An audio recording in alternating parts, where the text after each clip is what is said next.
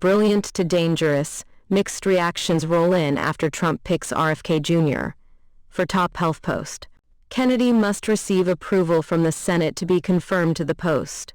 In the hours after President-elect Donald Trump announced that vaccine skeptic Robert F. Kennedy Jr. was his pick to serve as Secretary of the Department of Health and Human Services, mixed reactions began rolling in from the senators needed to support his confirmation. Trump's cabinet selections will face Senate confirmation votes, and unconventional picks like Kennedy could face a bumpy process in a Republican-controlled Senate with little room for error.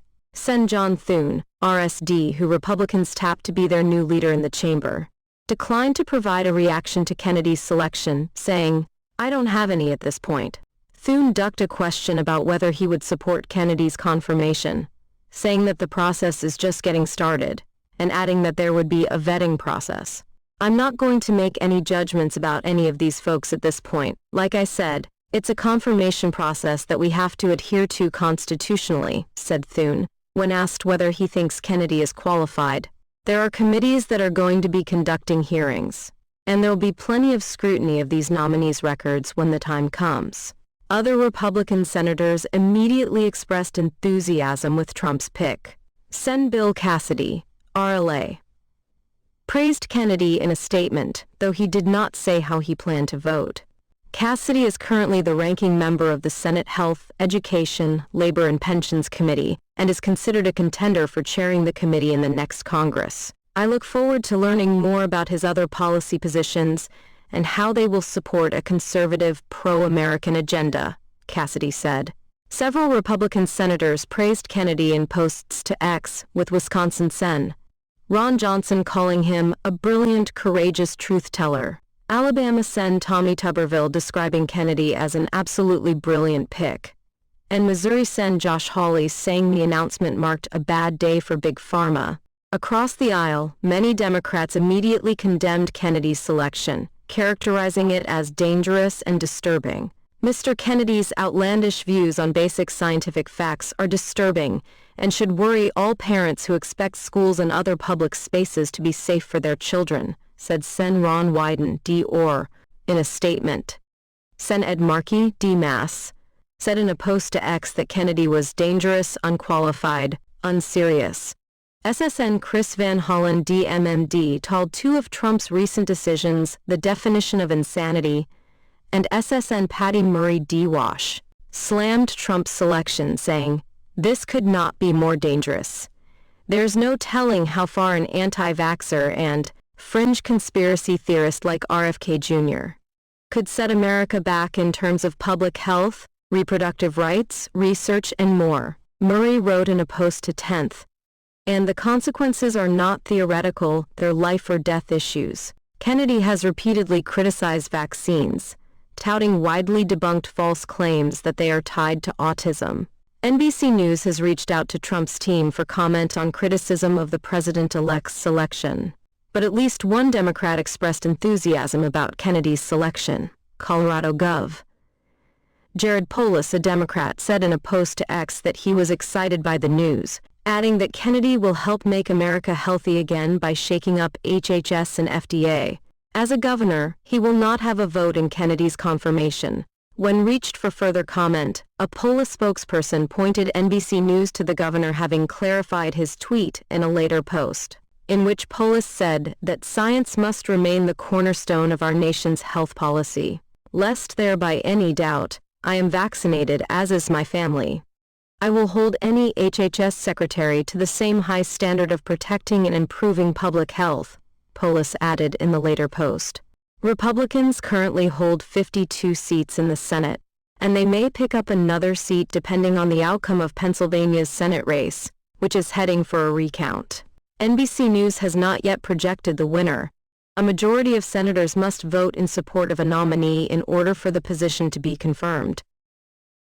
Mutiny threat sparks House GOP infighting ahead of Trump visit, just more stupid. Tensions were high among House Republicans on Tuesday, with a group of GOP hardliners threatening to protest Speaker Mike Johnson's leadership during the next day's House GOP conference leadership elections. Three sources told Fox News Digital that members of the conservative House Freedom Caucus were exploring ways to show their discontent with House GOP leaders during the closed-door races to decide who will likely lead the majority next year. Meanwhile, those threats sparked frustration among rank-and-file House Republicans, including one lawmaker who said such discussions were just more stupid. The heart of the issue lies in proposed rule changes that the House GOP conference will also vote on, including a measure pushed by some Republicans to punish colleagues who purposely sink their own party's legislation on the House floor by stripping their committee assignments. House leaders move quickly to consolidate power in show of confidence for Republican majority. Johnson told Politico on Tuesday evening that he would not support punitive measures against people who blockade the House floor. But sources signaled that would not be enough. There's a difference between saying, "I don't support it," and "I'm going to stop it." That's a big difference, one source said. His easy route is just to say, "All right, no rules changes. We're just going to go forward." Reports indicated earlier that Freedom Caucus members were looking for a candidate to challenge Johnson, something its chairman did not rule out. Having two people in a race is kind of the norm, Chairman Andy Harris, RMD, told reporters when asked if his group was putting up a candidate. "We can do this Soviet style or we can do it American style." But no one candidate appeared to emerge as of Tuesday night, though Fox News Digital sources said conservatives could still coalesce around someone. Dems privately fret about losing House after GOP victory in White House Senate. Instead, Johnson's GOP critics could seek a recorded vote where they could either simply vote against his candidacy for Speaker or write another name in via secret ballot, Fox News Digital was told. The discord comes as President-elect Donald Trump plans to address House Republicans on Wednesday morning ahead of their leadership races. Two other sources familiar with planning told Fox News Digital. Several GOP lawmakers who spoke with Fox News Digital were frustrated that the public chaos that permeated the 118th Congress could once again rear its head. This time, when Republicans were poised to control all the levers of power in Washington. "Frankly, I am tired of the instigators. I am tired of the conflict for the sake of conflict type nonsense that happened last session," Rep. Greg Murphy, RNC, told Fox News Digital. Asked if lawmakers who help lead that charge should face consequences, Murphy said, "Absolutely. You can put that with an exclamation mark." Judge in Trump 2020 election case agrees to cancel court deadlines after his presidential win. The federal district judge overseeing the case against President-elect Donald Trump related to the 2020 election agreed to forego current deadlines to allow special counsel Jack Smith and his team more time to assess the unprecedented circumstance arising out of his election Tuesday to serve a second term in the White House. Smith asked U.S. District Judge Tanya Chutkan in a one-paragraph filing for additional time to determine the appropriate course going forward consistent with Department of Justice policy. He said prosecutors will provide more information to the court by December. 2. Chutkan quickly granted Smith's request and tossed out the remaining deadlines she had set. She ordered the government to submit to her a report indicating its proposed course for this case going forward by Smith's proposed early December deadline.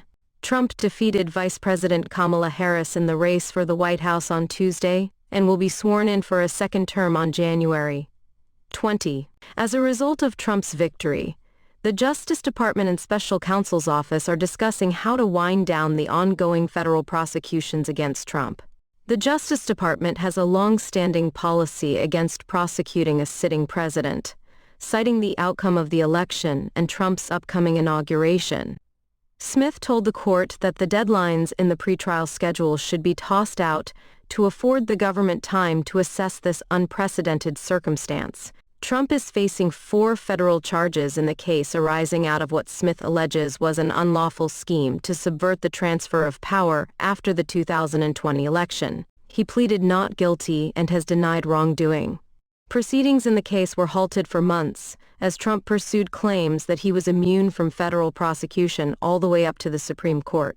The High Court ruled in July that former presidents cannot face charges arising from official actions taken while in the White House. The case returned to Chutkan in August, and a grand jury returned a new indictment against Trump that narrowed the allegations against him to comply with the Supreme Court's ruling. The two sides have been arguing in court papers about whether the new charges can stand. Trump was also charged in a separate case brought by Smith in South Florida stemming from his alleged mishandling of documents marked classified and efforts to impede the Justice Department's investigation. But the 40 charges brought against him were tossed out earlier this year after U.S. District Judge Aileen Cannon, who was overseeing the case, ruled the special counsel's appointment was unconstitutional. Smith appealed that decision, and he and Trump's lawyers have submitted filings on the issue of whether the special counsel's appointment should stand.